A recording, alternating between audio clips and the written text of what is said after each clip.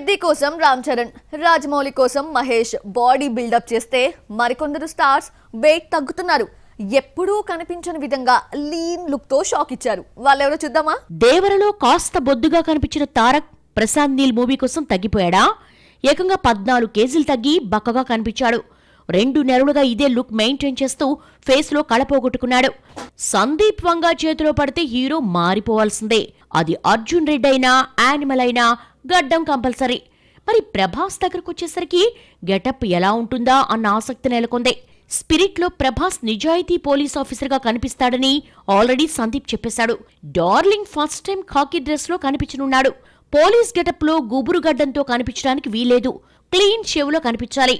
ఈ మధ్య కాలంలో ప్రభాస్ లుక్ చూస్తుంటే స్పిరిట్ కోసం ఇలా మారిపోతున్నాడట. పుష్ప కోసం 5 ఏళ్ల పాటు గుబురుగడ్డంతో కనిపించిన బన్నీ అట్లీ కోసం స్టైలిష్ లుక్ లోకి వచ్చేశాడు.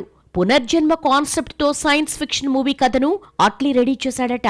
కొత్త ప్రపంచాన్ని సృష్టించడానికి విఎఫ్ఎక్స్ సాయం భారీగా తీసుకుంటున్నాడు. సన్ పిక్చర్స్ ఈ మూవీ నిర్మిస్తోంది.